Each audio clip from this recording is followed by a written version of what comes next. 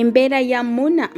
yeeyongedde okweraliikiriza mulina maaso awo ngenda bba mukutuusaako ate ye eddy kenzo mukwano naye mulina n'amawulire amalala mangi ngenda bba nga kutuusaako butereevu naye nga sinaba kugenda maaso badde nkusaba ka vidiyo kano kampereka like ate kasobole okuba nga keeyongerayo naye nga seerabidde kansooka okubaza gwena omulungi eyasubscribinga ku Wonderboy UG ti darling wakola kyamaanyi nnyo ddala era nga nabaitanayo okusubscribinga darling beera ng'osubscribingako na ku notification bell ate tubeere nga bugiro tuteekayo mukwano gwakola ki gwasooka ozifuna naye nga seerabidde batuteekamu ensimbi Hajat Kalodo akugamba akulombera edduwa oba olina kizibu ki olina byokolako biganyo tambula beera ng'omukonako bukonya ate ensonga yabeere ng'akola ki ng'agikwasaganya naye nga nkutwaliddeyo butereevu olunaku olwaleero omukyala Prima Kardashian ex wa Jostede olunaku olwaleero lwe yazaalibwa era nga tumwagaliza amazaalibwa amalungi era nga bambi agambye nti last year tebwali bulamu bwangu nnyo naye nga omwaka guno eno yeesuubiza okubeera nga buli kimu kyabadde afeilinze okutuukiriza agenda kuba ate ng'akituukiriza naye nga mukwano fe wano tukwagaliza birungi beera era nga tusaba Mukama Katonda ayongere okuwanguza mu buli kimu kyonna happy birthday darling naye nga nkugjeyo eyo ate ye Eddy Kenzo jjukira omukulu ono muganda we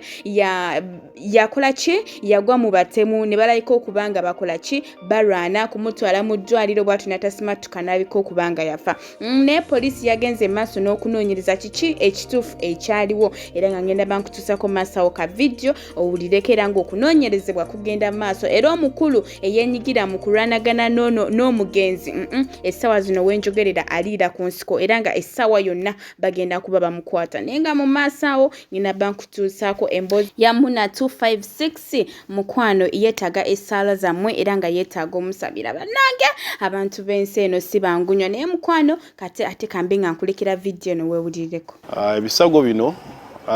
bigambibwa okuba nti no byava mu kulwana kusingaza ku statement ze tufunye okuva mu b'eŋŋanda ne ku kitundu ekyo byava mu kulwanagana kwe yafuna ne munne gwe tutegeddeko erinnya limu Ronald era nga essaawa zinakyaliira ku nsiko kye tuyinza okwogera ku nsonga eyo.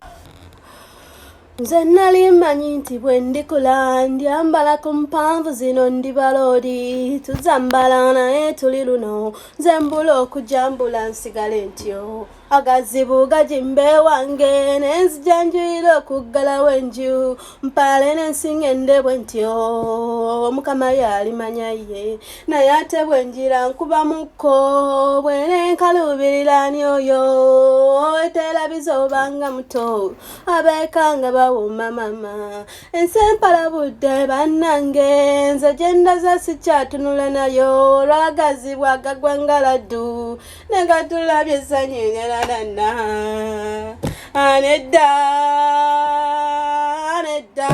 teweegomba abantu b'olaba mu kkubo tomanyi kiki kye baayitamu eyo teweegomba bagenze Bulaaya buli omu gyali gyalabira enjuba n'omwezi anedda